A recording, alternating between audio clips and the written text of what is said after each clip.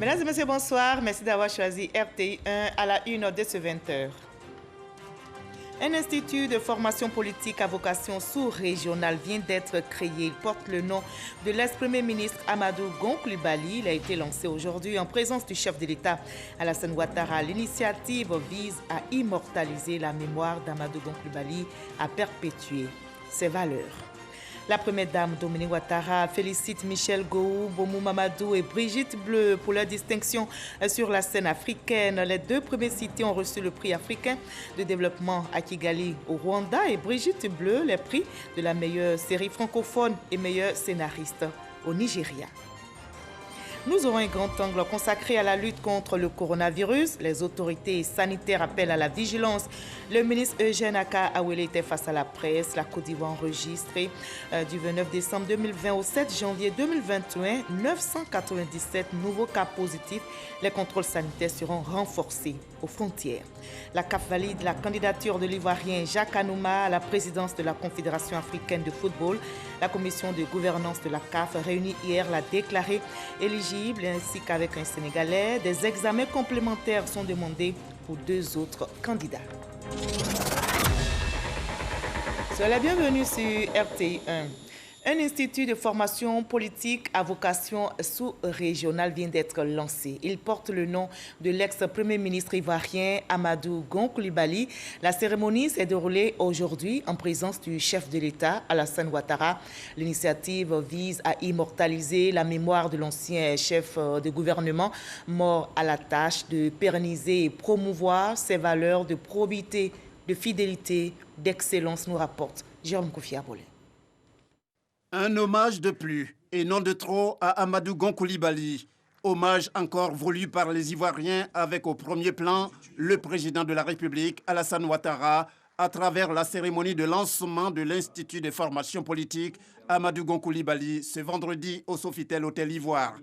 Cet institut, tel un cadre propice d'apprentissage pour les jeunes sur le plan politique et qui doit leur permettre de mieux appréhender les défis de tous les temps. C'est le ministre de la Promotion de la Jeunesse et de l'Emploi des Jeunes, Touré Mamadou, qui en est le président.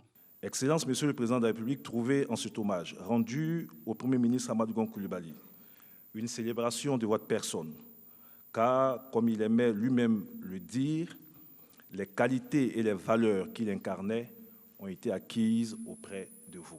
Tous les hommages rendus au Premier ministre Amadou Gon Coulibaly, dès l'annonce de son décès le 8 juillet 2020, aussi bien au niveau national qu'au niveau international, tous ont salué unanimement en lui les valeurs de rigueur, d'intégrité, d'humilité et de loyauté qui font de lui un véritable modèle, une référence d'engagement politique et de service à la nation pour les hommes en général, mais pour les jeunes en particulier. Cette cérémonie de lancement a donné lieu à des signatures de conventions de partenariat entre l'Institut de formation politique Amadou Gon Coulibaly et ses partenaires, notamment l'Internationale libérale, ainsi que la Fondation Félix Houphouët-Boigny. Elle a été présidée au nom du président de la République Alassane Ouattara par le ministre d'État, secrétaire général de la présidence, Jérôme Patrick Hachi. C'est l'occasion pour lui de saluer la présence effective et significative du chef de l'État. Excellence, Monsieur le Président de la République, permettez-moi, en notre nom à tous, de vous remercier d'honorer cette cérémonie de votre digne présence et de venir symboliser par là même toute l'importance que vous avez toujours accordée à l'éducation et à la formation de la jeunesse comme des élites gouvernantes, en ce qu'elles sont les atouts déterminants de la vitesse de développement d'un pays. Comme Nelson Mandela, vous dites souvent que l'éducation est bien la plus puissante arme que nous pouvons utiliser pour changer le monde. Participer à cette cérémonie, Excellence, Monsieur le Président de la République, est aussi pour vous, nous le savons, le témoignage d'une fidélité humaine absolue à la mémoire d'un homme qui fut votre disciple avant de devenir votre fils, et pour lequel les liens de transmission du savoir rare que vous portez n'eurent et n'auront jamais d'équivalent. C'est aussi cette œuvre unique de formation que vous avez accompli avec un homme pendant plus de 3 décennies que nous célébrons aujourd'hui et qui sera comme prolongé demain au travers de la vie active de l'Institut de formation politique Amadou Gon Coulibaly. Et chaque fois qu'une cérémonie se fait autour de l'ancien Premier ministre Amadou Gon Coulibaly, la qualité des invités n'a jamais fait défaut.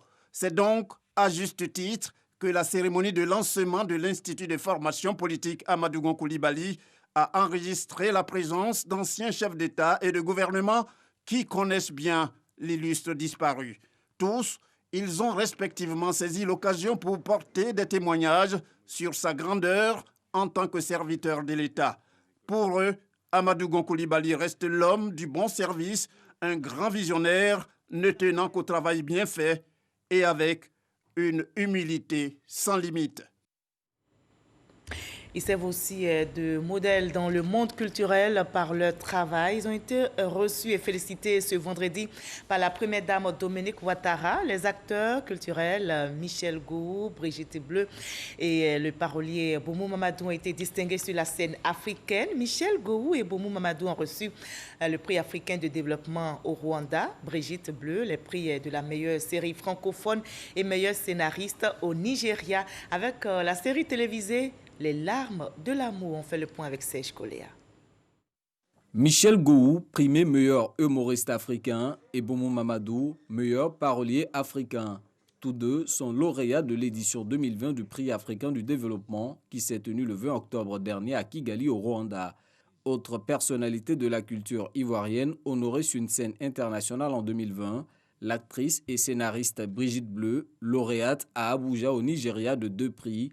Les 3 lauréats sont venus présenter leur distinction à la première dame de Côte d'Ivoire, Dominique Ouattara. C'est à Abuja, au Nigeria, que j'ai eu les 4 prix à Zafa, le prix de la meilleure série Afrique francophone, le prix de la meilleure scénariste Afrique francophone et les 2 autres prix décernés à mes acteurs. Merci à vous, merci pour le soutien et nous allons toujours continuer de travailler d'arrache-pied afin que d'autres lauriers puissent suivre. Nous avons décidé de vivre de notre professionnalisme à partir de la Côte d'Ivoire, montrer qu'on peut vivre à condition d'exercer cette passion, cette profession avec toute la rigueur et toute la détermination requise. Et c'est ce que nous ferons pour cette Côte d'Ivoire qui mérite mieux. Raymond Goudou Kofi, ministre de la Culture et de la Francophonie, entend encourager de telles prouesses réalisées par les acteurs culturels ivoiriens. Excellence, Madame la Première Dame, la Côte d'Ivoire est de plus en plus sur la scène internationale, à travers plusieurs disciplines qui relèvent des arts et de la culture.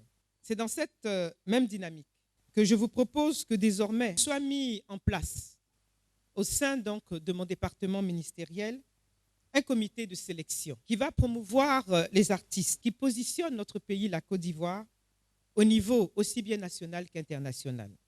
Aux 3 lauréats, la première dame a manifesté toute sa fierté. Chers artistes, ces distinctions consacrent votre talent artistique.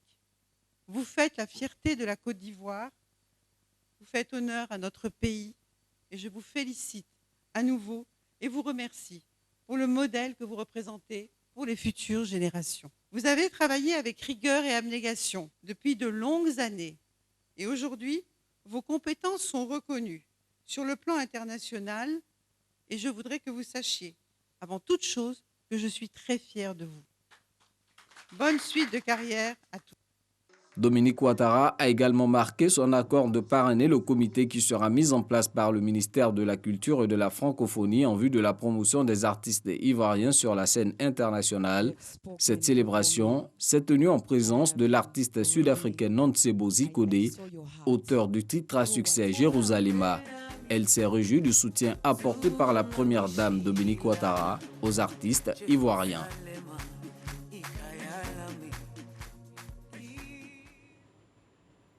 Voilà, des activités culturelles et autres à promouvoir dans notre pays dans un climat apaisé. Justement, le médiateur de la République a reçu le nouveau ministre de la Réconciliation nationale, Kouadio Kona Bertin, ce vendredi. Les 2 personnalités ont échangé sur les actions à mettre en œuvre pour renforcer la cohésion sociale dans notre pays. Éric Goré. Le ministre de la Réconciliation nationale, Kwadio Konan-Bertin, dit KKB, mesure l'importance de sa mission, celle de réconcilier les Ivoiriens. Cette mission, il est bien conscient qu'il ne peut la réussir seul, car pour y arriver, il faut l'apport de tous. Kwadio Konan-Bertin est allé donc bénéficier des conseils de son aîné, le médiateur de la République. Avant de commencer mon action, je suis passé saluer le médiateur de la République. Un monsieur avec qui d'ailleurs j'entretiens de bonnes relations qui datent d'il y a très longtemps. Il a le privilège d'être dans la fonction il y a quelques années. Pour le débutant que je suis, j'ai besoin de conseils, d'orientation, même d'encadrement, afin que je puisse mériter jusqu'au bout la confiance du président de la République. Pendant 2 heures dans l'auge, ils ont échangé sur les défis pour une Côte d'Ivoire apaisée. Nous avons convenu que nos 2 institutions, le ministère chargé de la réconciliation nationale et le médiateur de la République, que nous allons travailler ensemble en synergie pour mener cette action difficile, certes, mais une action qui se conjugue dans la patience et dans le temps. Après le médiateur de la République, Kwadio Konan-Bertin entend rencontrer d'autres institutions pour bénéficier également de leurs expériences. Et la cohésion sociale se renforce dans notre pays. La jeunesse unie de Divo veut parler désormais d'une seule voix. Elle vient d'organiser un déjeuner de reconnaissance et de retrouvailles pour célébrer la paix et la cohésion sociale. Les jeunes se sont engagés à œuvrer pour la paix dans notre pays. Issa Chunayo. La jeunesse unie de Divo, prête pour la réconciliation, la paix, la cohésion sociale et le développement local de la région du Nord-du-Bois. C'est ce qui ressort d'une cérémonie de retrouvailles et de déjeuner de réjouissance pour célébrer la paix et la cohésion sociale de plusieurs associations de jeunes. Au cours de cette manifestation, les initiateurs des opérateurs économiques ont pris l'engagement de s'inscrire dans une dynamique de paix et de réconciliation afin d'aider la jeunesse à s'épanouir. Pour ce faire, à travers leurs actions, ils visent à rassembler les jeunes des Divo et à accompagner les porteurs de projets tout en leur donnant les moyens de leurs ambitions. Cette rencontre a été surtout aussi l'occasion pour les initiateurs de faire le bilan de leurs activités et de parler des perspectives. Au nombre justement de ces actions à mener figure en bonne place l'encouragement à l'entrepreneuriat et l'autonomisation des jeunes et des femmes. On en arrive au grand angle de ce 20h consacré à la lutte contre le coronavirus. On ne baisse pas du tout la garde dans l'observation des gestes barrières. Le virus continue de circuler.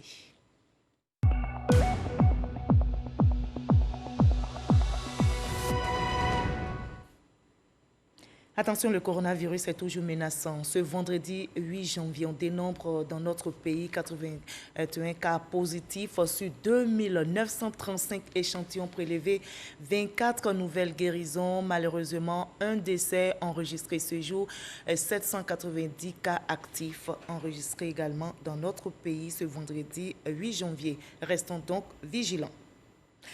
Les cas de contamination augmentent. Les autorités sanitaires appellent donc à la vigilance. Le ministre Eugène Aka Awele était face à la presse. La Côte d'Ivoire, notre pays, a enregistré du 29 décembre 2020 au 7 janvier 2021 997 nouveaux cas positifs. Les contrôles sanitaires seront donc renforcés aux différentes frontières, nous rapporte Salima Toudia. 997 nouveaux cas positifs enregistrés du 29 décembre 2020 au 7 janvier 2021. 60% de ces cas positifs sont âgés de moins de 35 ans. Les chiffres sont en hausse avec des centaines de cas positifs enregistrés par jour ces 2 dernières semaines. Face au ministre de la Santé et de l'Hygiène publique, lors d'une conférence de presse, nous avons voulu savoir s'il s'agit d'une nouvelle vague de contamination. Ne regardons pas le chiffre brut. Il faut toujours comparer ça au nombre d'échantillons. C'est extrêmement important. Ça veut dire que on est loin de ce qu'on peut appeler comme nouvelle vague, voyez-vous. Mais il y a quand même un léger dépassement, puisqu'il y a moins d'un mois, on était même tombé à 1%, à 2%, à 3%, voire même à 3%. Donc, incontestablement, il y a eu une augmentation, mais qui n'est pas synonyme, je dirais, de nouvelles vagues. Un nouveau type de virus serait-il également à l'origine de ces cas positifs? On a eu également une réunion avec le comité scientifique. Le professeur Dosso Mireille nous a promis que d'ici une dizaine de jours maximum, nous serons en mesure de dire si nous avons cette mutation, si elle est rentrée en Côte d'Ivoire. Les autorités sanitaires ont-elles enregistré des cas de recontamination? Pour le moment, nous sommes dans l'exception. Mais avec la COVID-19, il faut être très prudent pour ne pas être trop affirmatif. Il faut mieux avancer par des hypothèses. Les mesures restrictives sont-elles en vue? On n'en est pas encore là, mais par rapport à notre performance, voyez-vous, on constate que tout de même, il y a une forte augmentation. Donc, on veut éviter, vous l'avez dit, le confinement, le couvre-feu. Pour le moment, on n'en est pas là. Nous appelons à la vigilance de nos compatriotes, à la vigilance de la population, pour que les mesures de protection, les mesures barrières soient respectées.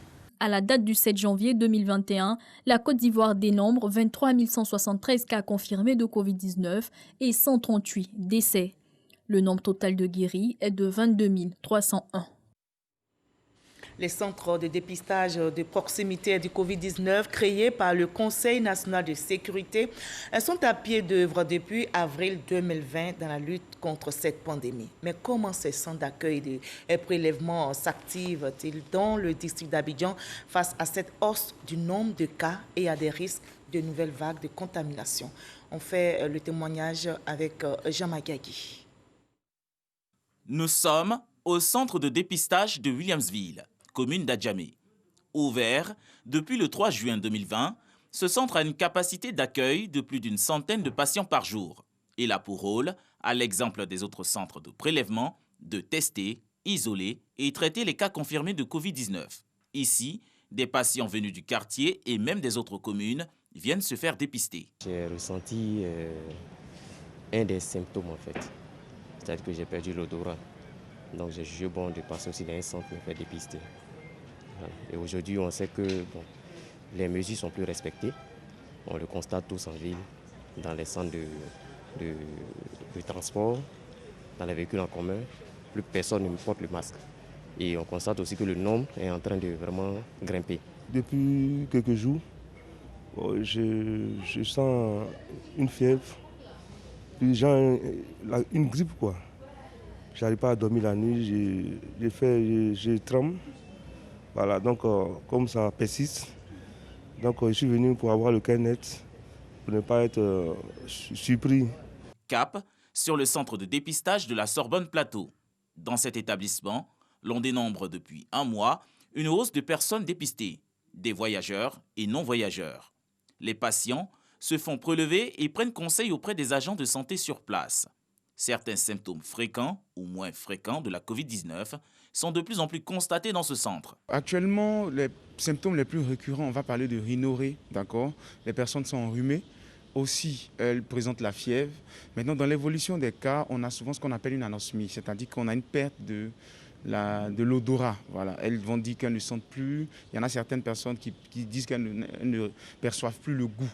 Voilà. Donc, il y a aussi la toux. Et assez d'éternuement. Donc c'est en somme les différents symptômes qui sont fréquents dans notre centre de dépistage. Dans ce centre de prélèvement de Marcory, 300 personnes se font dépister par jour, soit une hausse de 75% selon la direction. Il y a beaucoup plus de cas positifs. De ce fait, ces personnes-là, ils sont restés peut-être en contact avec des sujets contacts. Et donc, à cause de ces cas positifs qui s'augmentent, viennent également se faire tester. Donc du coup, il y a une affluence. Aussi au centre, le taux de positivité peut se lever à 20%. Les centres de dépistage et d'accueil de la Covid-19 s'activent et restent en première ligne de lutte contre la propagation de la maladie du coronavirus. Les cas confirmés sont en hausse, selon le ministère de la Santé et de l'Hygiène publique. Le district d'Abidjan reste l'épicentre de la pandémie. Les populations sont invitées à respecter les mesures barrières afin d'éviter les risques d'une nouvelle vague de contamination. Voilà, continuons de respecter les gestes barrières. Ce mois de janvier, vous le savez, connaît une hausse du taux de nouveaux sujets testés positifs. Nos équipes de reportage ont sillonné justement des lieux publics, notamment des gares routières et des marchés. Le constat est clair, il y a un relâchement dans le respect des gestes barrières. On fait le constat avec Walter Amadou Ouattara. Dans ces marchés de la commune de Cocody, le respect des mesures barrières pour freiner la propagation de la COVID-19 est un souvenir. Clients et vendeurs se côtoient sans crainte. Commerçante, Myriam prétend avoir un cache-nez, mais à la vérification, elle le cherche en vain. Autre secteur d'activité, le transport. Dans ce mini-car, appelé communément Baka, cet usager d'origine nigériane est seul à utiliser un cache-nez. Il affirme redouter encore la maladie. C'est à cause de la COVID-19 que j'utilise le cache-nez pour me protéger et protéger mes proches, car la COVID-19 est une réalité. Pourtant, d'autres usagers de mini-cars ou taxis, ainsi que des acteurs du transport, trouvent des explications au non-respect des mesures barrières. Je n'ai pas de cache-nez parce que je n'ai pas pris les mesures de précaution pour en avoir. Pourquoi? Voilà, pourquoi? Bon, faut pas que je vais vous mentir. Hein. Il y a un peu de laisser aller. Voilà, c'est la vraie raison même qui est là. Dans notre milieu, on n'a en aucun cas refusé de porter les cache-nez. Mais le problème, c'est que de façon administrative, quand vous allez dans les entreprises, dans les sociétés, on vous demande de porter le cache-nez. Il n'y a pas de quoi. Mais de façon individuelle dans les rues, ça ne se fait pas. Comme je vois que la plupart Abidjan, les gens ne portent plus, on ne se lave plus les mains. Donc voilà, sinon moi-même je porte toujours. Le Haut Conseil du patronat des entreprises de transport assure avoir pris conscience de la situation. Nous constatons malheureusement qu'il y a un relâchement à tous les niveaux dans l'observation des mesures qui ont été édictées par le gouvernement. Il s'agira pour nous de reprendre notre bâton de pèlerin comme nous l'avons fait lors de la première vague pour aller dans les gares routières pour expliquer que la COVID-19 n'est pas partie. En attendant sur le terrain, le chef de la nouvelle gare routière d'Adjamé essaie tant bien que mal de mener des actions de sensibilisation. La campagne, c'est de tout sensibiliser les transporteurs, respecter les mesures barrières, obliger chaque passager à respecter, comme nous l'avons fait dans le mois de mars-avril, permettre à chaque voyageur un cache-nez de se laver les mains avant de monter dans un car. Certains passagers approuvent cette sensibilisation. C'est une très bonne action que de porter le cache-nez. Sans cache-nez, on ne se sent pas tellement en sécurité. C'est pas en sécurité parce que l'autre va tousser, il va éternuer et tout ça là. C'est pas bien quand on ne porte pas le cache-nez. Donc on demande à tout le monde de porter le cache-nez et de respecter les mesures barrières. Le mercredi 6 janvier 2021, la Côte d'Ivoire comptabilisait 22 963 cas confirmés de COVID-19, dont 22 212 personnes guéries, 138 décès et 613 cas actifs. Face à l'augmentation des cas, le gouvernement réitère les mesures barrières. La distanciation d'au moins 1 mètre entre individus, le lavage régulier des mains, le port du cache-nez dans les lieux publics demeurent, entre autres, des mesures encore d'actualité pour freiner la propagation de la maladie. Voilà, ne baissons donc pas la garde dans l'observation des gestes barrières. Préservons notre santé et celle des autres. Une autre maladie à éradiquer, c'est le paludisme. Et la lutte progresse bien dans notre pays, heureusement. La mortalité liée au paludisme a été réduite de 50% en 3 ans grâce, entre autres, à la prévention et à l'assainissement. Des actions menées par le Programme national de lutte contre le paludisme avec le soutien de la tutelle. Dans ce reportage de Jean-Marc Yagui, le directeur du Programme national de lutte contre le paludisme, fait un point pour nous. Paludisme, malgré les perturbations liées à la COVID-19 à la fin du premier trimestre de l'année, il faut dire que l'année 2020 a été une année d'intense activité en matière de lutte contre la maladie. Élaboration du plan stratégique national 2021-2025, renforcement des capacités, communication, prévention, prise en charge, journée mondiale, task force et rencontres semestrielles de coordination. Au bout, la lutte a porté des fruits. La mortalité liée au paludisme a été réduite de 50% en 3 ans. Une lutte qui évolue bien grâce à la prévention et la prise en charge. La prise en charge, elle est gratuite pour le paludisme grave. Vous avez une fièvre, des céphalées, des courbatures, vous arrivez à l'hôpital, on fait le test de diagnostic rapide ou la goutte épaisse. Si cet examen est positif, on vous donne gratuitement le médicament.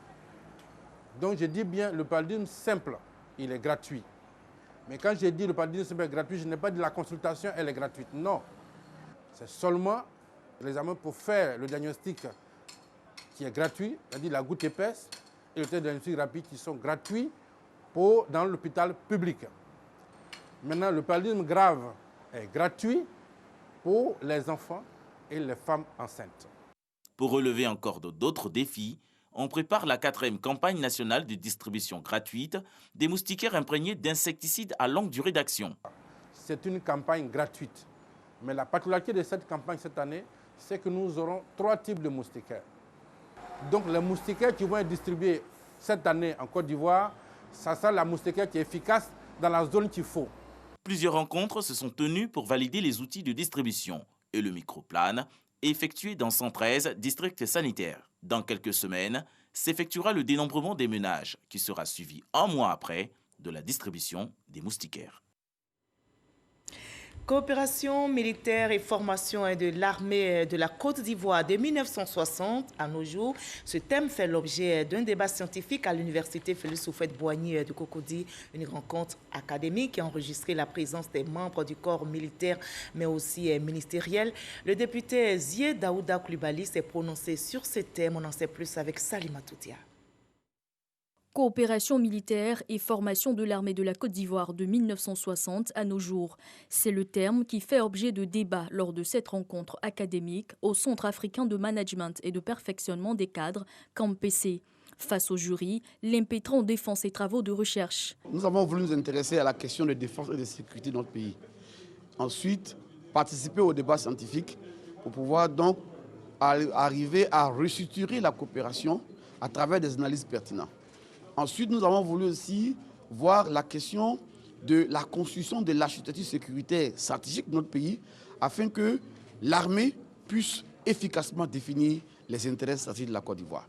Et nous pensons qu'au-delà de son caractère académique, ce travail doit pouvoir être un outil d'aide à la décision pour les autorités en charge des questions de défense. On a dit de l'armée qu'elle était la grande muette. Et quand on ne parle pas, on imagine que tout s'est fait de façon empirique. Non, ce n'est pas vrai. Aujourd'hui, je crois qu'avec cette thèse, on essaie d'adresser la question militaire avec l'apport des scientifiques et des universités. Les travaux de recherche sont jugés récevables avec une mention très honorable. L'impétrant député Zié Daouda Coulibaly ouvre ainsi le bal de soutenance de mémoire de perfectionnement en diplomatie, protocole et relations internationales au CAMPC. Et sur la scène politique nationale, le coordonnateur régional associé du RHDP chargé de la sous-préfecture de Grand Laou à Kassaye Laza était en visite dans les villages de Diarakro et de Siakasso et dans la sous-préfecture de Grand Laou. L'émissaire du RHDP a évoqué la paix et la cohésion sociale avec les populations. On en sait plus avec notre reporter Clément Boko. Route impraticable, pont presque inexistant. Un véritable parcours du combattant pour relier les villages de Diarakro et de Siakasso à la ville de Grand Laou, chef-lieu de département. Des difficultés bravées par Akassaye Lazare, délégué sous-préfectoral du RHDP Grand Laou, pour s'enquérir des conditions de vie des populations de cette localité. L'émissaire du RHDP est venu témoigner aux militants la sympathie et la reconnaissance du président de la République, Alassane Ouattara, après la victoire écrasante à l'élection présidentielle du 31 octobre dernier. Akassaye Lazare s'est réjoui de l'esprit de paix et de cohésion qui prévaut dans ces villages. Je viens ici comme un ambassadeur du président Alassane Ouattara. Il m'envoie vous parler de la paix. Il m'envoie vous parler de la cohésion. Il m'envoie vous parler de développement. Ce sont ces trois choses qui tiennent à cœur au président Alassane. Si la cohésion est ici, forcément, le développement va aussi arriver ici. Là où il y a la violence, il n'y a jamais de développement. Il y aura encore une élection pour les députés. Il veut compter sur vous. Les populations de Diarakro et de Siakasso, préoccupées par l'enclavement de leur localité, ont exhorté le représentant du RHDP à être leur messager auprès du gouvernement pour le développement de leur village. Hôpital, on n'a pas un centre de santé ici. Si on est malade, on doit traverser l'eau pour aller jusqu'à Tchébessou. Tchébessou, si on dit ça ne va pas, on va jusqu'à là-haut. Mais vraiment, ça c'est un problème qui est grave. On n'a pas d'école. Ici, où nos petits frères sortent pour aller fréquenter, ça fait au moins 5 km. Un homme qui se déplace de village en village pour voir la vérité, vraiment, vraiment, moi je suis en joie, je suis content. On est à la limite de la forêt classée. Nous voulons qu'il déclasse 3 km pour nous, pour que notre village ait un développement. Alassane, que son développement, ça nous plaît, on a besoin de lui. Diarakro et Siakasso sont deux villages de la sous-préfecture de Grand Laou où vivent plus de 6000 âmes confrontés au manque d'eau potable et d'électricité, en plus du mauvais état de la route. La CAF a validé la candidature de l'Ivoirien Jacques Anouma à la présidence de la Confédération africaine de football. La commission de gouvernance de la CAF réunie hier l'a déclaré éligible avec un autre Sénégalais. Des examens complémentaires sont demandés pour 2 autres candidats. Le président sortant, Ahmad, suspendu 5 ans par la FIF, est déclaré inéligible. Voilà, fin de ce 20h, mais ne décrochez surtout pas. La rédaction des RTI1 vous propose la rétrospective de l'actualité en 2020. Ce sera tout à l'heure à 20h50, émission proposée par la direction des journaux d'information. Très, très belle soirée. Demain 20h, retrouvez Kolo Klubali et je vous retrouve la semaine prochaine. Prenez soin de vous.